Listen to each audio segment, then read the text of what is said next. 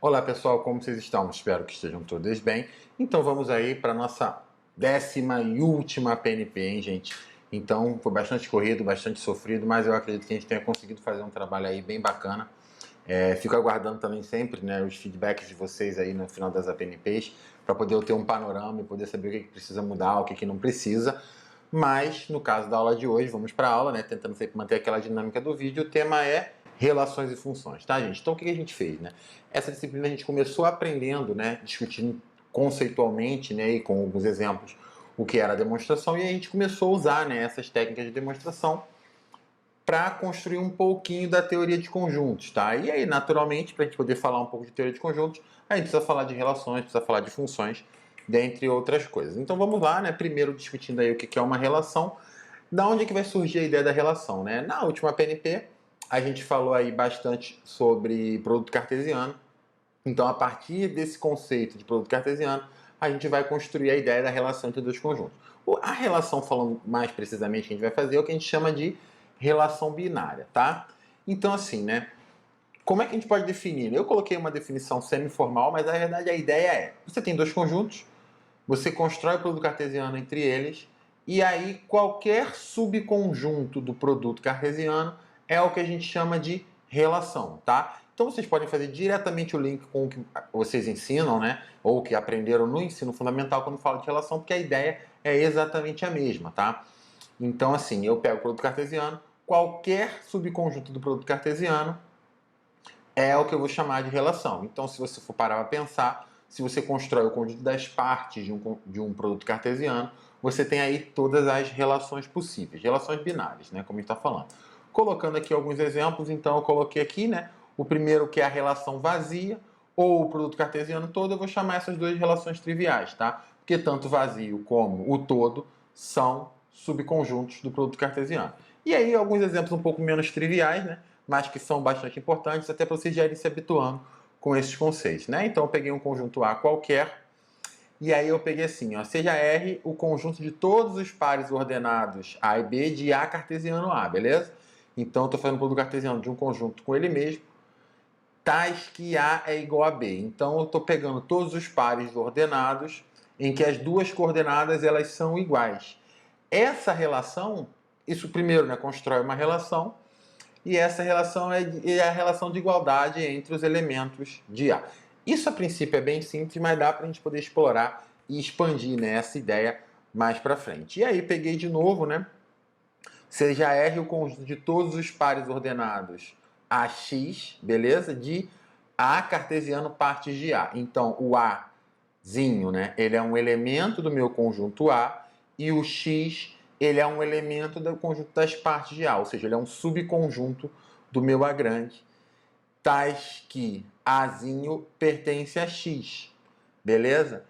R é justamente o que eu vou chamar de relação de pertencimento, tá? Relação de pertence a. Esse Azinho aqui não é o mesmo desse. Então eu posso, por exemplo, né, fixar esse Azinho e aí observar todos os subconjuntos, né, do A grande em que o Azinho é elemento. Então seria uma relação de pertencimento. Então assim, vocês percebem que mesmo parecendo uma coisa muito simples, né, como sendo um subconjunto do produto cartesiano, você consegue ter alguns exemplos suficientemente complexos, beleza? E aí é claro que eu não vou me aprofundar aqui, mas vale o que a gente ensina no ensino fundamental e médio, que é são aqueles diagramas e por aí vai.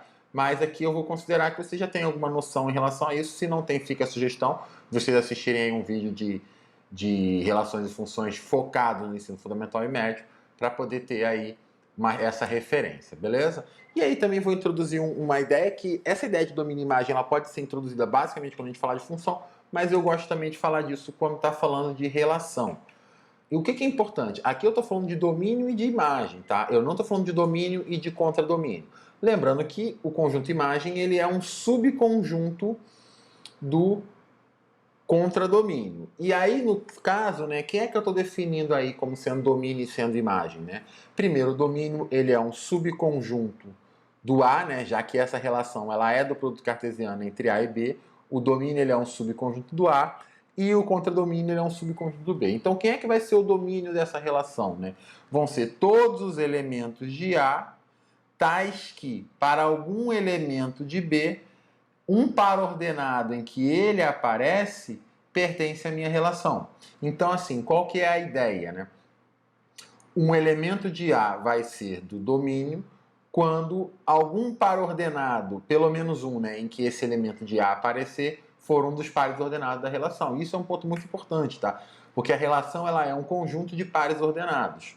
E o que vai ser a imagem, né? São todos os elementos do B, tais que, para algum elemento do A, um par ordenado em que esse elemento do B aparece, pertence à minha relação. E aí, eu expando isso um pouquinho para falar de imagem e pré-imagem, que também é um conceito que normalmente só é definido após função, mas eu gosto aí de falar disso junto, né, com relação, tá? Porque aí leva uma discussão que eu acho bem interessante. E aí, exatamente a expansão, eu vou arrastar, né, eu vou carregar essa ideia de imagem e pré-imagem para o conceito de função. Então, eu peguei de novo uma relação entre dois conjuntos A e B. E aí, para cada elemento de A, eu vou definir a imagem de A. Então, eu vou ler isso daqui como sendo a imagem de A pela relação. O que é isso? O que é a imagem desse A pela relação? É o conjunto dos elementos de B, tais que um par ordenado desse Azinho que está fixo com esse B pertence à minha relação. Então, o que é a imagem, né, desse A, né? São todos os elementos de B que são imagem dele. O que é interessante, né, é que aqui, quando eu estou falando de relação, essa imagem é um conjunto, tá? A imagem de um elemento qualquer do meu domínio é também um conjunto. Quando eu estiver falando de função, eu não preciso mais usar essa definição de conjunto. Por quê? Porque a gente vai ver, né, mas você já sabe que quando eu estiver falando de função, a imagem de um elemento do domínio ela é única, então eu não preciso usar a notação de conjunto. Mas aqui que eu estou falando de relação ainda, essa imagem ela pode ser vários elementos. Então eu coloco a notação de conjunto. E aí eu defino o que seria a pré-imagem de um elemento de B, né? Que é o quê? São todos os elementos de A, de modo que esse par ordenado ele pertence à minha relação. Então aí eu defini essas ideias de imagem e pré-imagem. O que é o mais importante aqui nessa brincadeira, né? É como a gente vai ler isso. Então, como é que eu leio isso aqui, né? Eu leio isso aqui como sendo o quê? Eu leio isso como sendo a imagem do Azinho pela relação R. Como é que eu vou ler isso daqui, né? Eu vou ler isso aqui como sendo a pré-imagem do Bzinho pela relação R. Isso é importante, essa leitura, porque isso vai ajudar a gente a compreender as coisas que ainda estão por vir, tá? Então, assim, né? Se eu falei de relação, eu defino a função. E o que é interessante é que a definição que eu vou dar de função aqui é exatamente a mesma que a gente costuma dar para ensino fundamental e médio. E aí eu coloquei aí, né? Vale a reflexão de sua necessidade e da possibilidade de aglutimarmos as duas propriedades em uma. Lembrando que, para definir função, eu crio duas propriedades, só que no final eu poderia colocar como sendo uma só. Mas por que eu mantenho duas? Vale essa pergunta. E a reflexão que vale é, a gente precisa, em nível de ensino fundamental e médio, definir função dessa maneira formal? A gente pode responder, às vezes, imediatamente que não, né? Mas, assim, tem que pensar também por que, né, que os antigos matemáticos decidiram colocar essa definição. Mas essa reflexão ela não cabe aqui no nosso curso, então eu vou deixar para aí, né, para poder continuar. Então, assim, né, se A e B são conjuntos, uma relação, agora estou usando a letra F, de A em B, será dita uma função quando? Primeira propriedade. O domínio dessa relação for igual ao conjunto primeiro, né? E para cada elemento dele, para cada elemento do meu conjunto A, vai existir um único elemento de B em que o par ordenado A com B pertencerá a essa relação. Então, assim, né? Se essas duas propriedades forem satisfeitas para uma relação, eu vou chamar ela de função. E por que, né? E por que a gente mantém, né, isso em duas propriedades, sendo que praticamente, se você olhar, né, isso aqui poderia resolver o nosso problema? Porque o que a gente vai perceber é que existe uma relação disso daqui diretamente com a sobrejetividade. E a gente vai ver também que existe uma relação diretamente disso com a injetividade de uma função.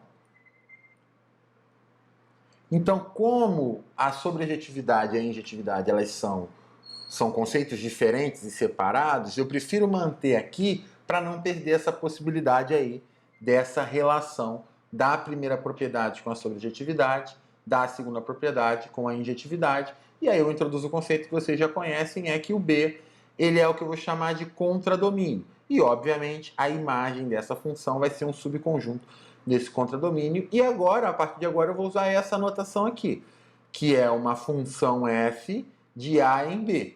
Beleza?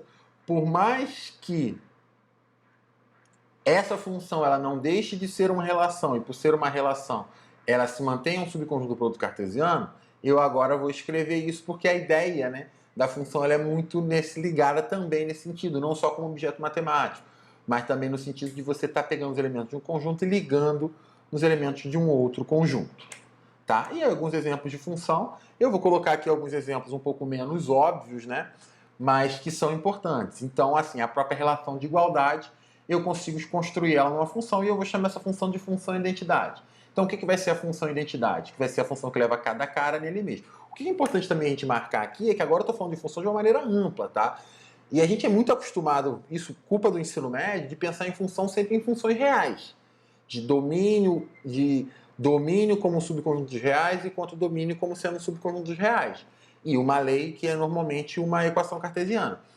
Mas essa ideia de função que eu estou falando aqui, ela serve para qualquer coisa, tá? Para quaisquer dois conjuntos, eu posso estabelecer um como sendo um domínio e outro como sendo um contradomínio e ligar de um para outro, beleza?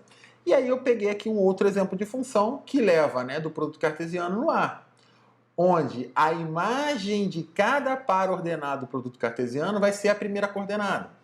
Então, esse cara aqui eu vou chamar de projeção canônica desse produto cartesiano em A.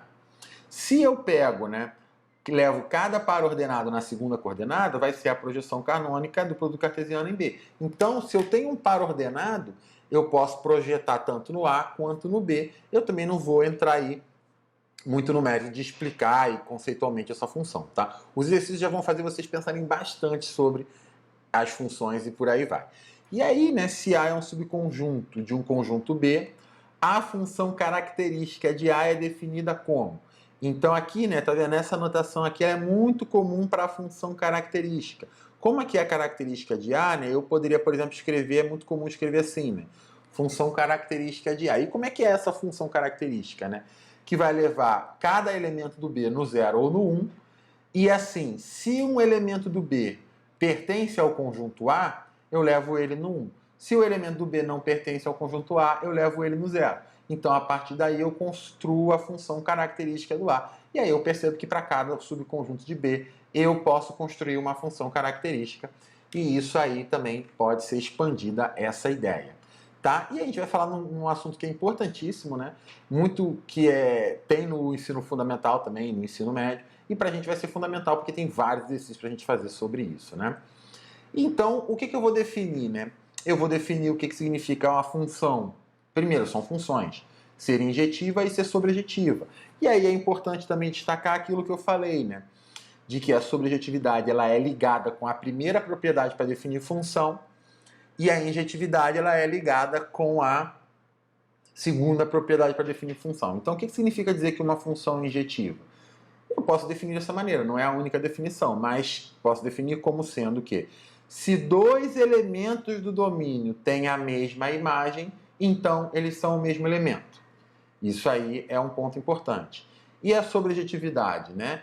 Que o contradomínio é igual ao conjunto imagem, tá? E aí o que é interessante a gente pensar, né? Eu não vou aprofundar nesse ponto, mas que vale essa discussão é que o que eu percebo, né? Que a sobrejetividade, fala mais uma vez isso, né? Ela é ligada com a primeira propriedade para definir função. E a injetividade, ela é ligada com a segunda propriedade para definir função. Então eu percebo que quando uma função ela é tanto injetiva quanto sobrejetiva, né, o que vai levar ao conceito de bijetiva, eu vou perceber que ela é uma função tanto quando eu olho para o sentido natural dela, que é de A para B, tanto quanto quando eu olho para o sentido contrário, o sentido inverso dela, de B para A. Então, quando eu tenho uma bijetiva, é bem interessante e eu percebo que eu vou poder, a partir disso, construir a função inversa, porque como ela é função nos dois sentidos, eu posso pensar na função e na função inversa, beleza? Então, assim, gente, a aula de hoje era isso. Coloquei aí uma frase impactante para a gente poder encerrar, que é a frase aí do autor, né? Esse aqui não é o personagem, esse aqui é o criador do personagem, o Alan Moore, que na história em quadrinho, que é melhor do que o filme, apesar do filme também ser muito bom, ele fala o seguinte, né? O personagem vê, né? Você usa tanto uma máscara que acaba esquecendo de quem você é. E isso tem muito a ver com os filtros e a nossa forma como a gente interage com as redes sociais. Mas eu não estou aqui para filosofar, eu estou aqui para agradecer você que chegou até aqui na nossa última PNP. Esse é o último vídeo que vocês vão ter para assistir meu esse semestre e agradecer muito assim, pelo engajamento das pessoas, por todo mundo que comentou, participou. Quem estava enrolado mesmo assim me avisou, deu uma satisfação, assim, num gesto de carinho, de respeito. Agradecer muito, gente. Foi difícil montar isso. Agradecer também todos os elogios e acho que é isso, assim, gente. Foi muito difícil, mas eu acho que a gente conseguiu aí chegar numa forma que viabilizou, né, a aprendizagem de vocês e vocês adquirirem o conhecimento que vai ser tão importante para a formação de vocês, tá bom, gente? Então é isso. Pela última vez eu me despeço. Agradeço quem assistiu e não tem até o próximo vídeo, né? Tem até o nosso próximo encontro, se Deus quiser aí, quem sabe presencial. É isso, gente. Obrigado.